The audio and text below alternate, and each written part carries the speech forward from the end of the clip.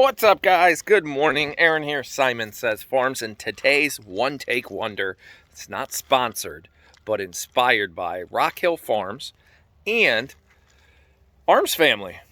I was talking to Daniel the other day. They were working on some projects with some awesome tractor implements, and the guys from Rock Hill Farms went down to meet up with Daniel's, did one of those cool YouTube collaboration things that we know nothing about here in Connecticut, because no other farmers live in Connecticut. But we'll talk about that some other time. So, I think it might be time to upgrade the tractor. Every time I watch a Daniel video, I start thinking about it. So 33 horsepower, about 10 years old. It's a 3320. It's about 10 years old. We bought it when we bought the house. We actually went bigger than we originally wanted. We got the Woods backhoe on it with the hydraulic thumb. That was one of my favorite things. I didn't want a mechanical thumb. I wanted a hydraulic thumb. Loved that thing. And then about 2-3 years ago, Daniel, you're 100% correct on this topic. I'll talk about it in a minute. We added hydraulics to the front of the tractor here, which allows us to put our grabber on. By far, the best implement ever for a tractor is the grabber. 100% hands down. Almost. Hay wagon, by the way. Not mine. I lease it.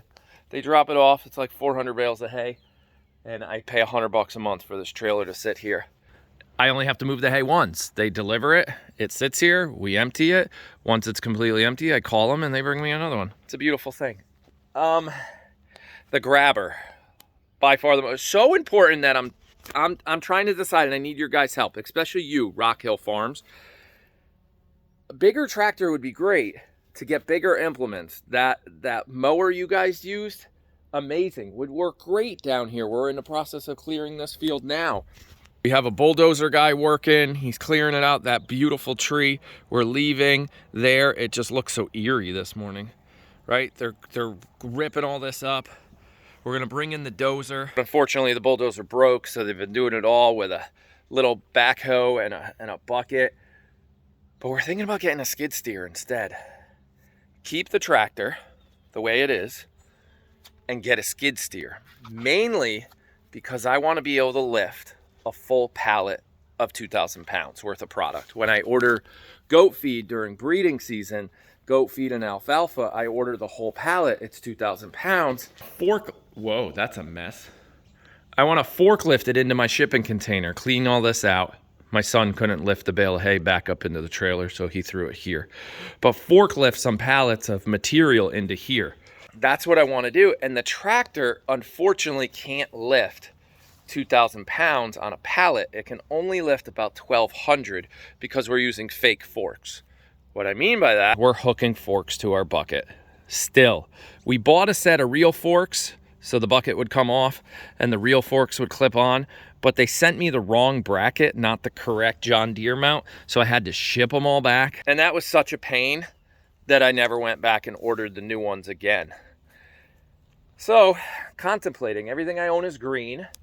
The zero turn is green, the tractor is green, even this land planer is green, which, by the way, I got for free because I do so much business with the John Deere guys. He was like, hey, I haven't moved this thing, you could keep it. But if somebody ever wants to buy one, I know where it is. I'm storing it at your house, pretty much is what he said. So he may call me someday and say, hey, I need that land planer back. That's what it is. It's like a cheese grater. Sort of. You put it on your tractor and you set the height. And these two big bars right here just plane out the hump in the middle of the crushed stone road. So if you got a crushed stone road, this is obviously paved.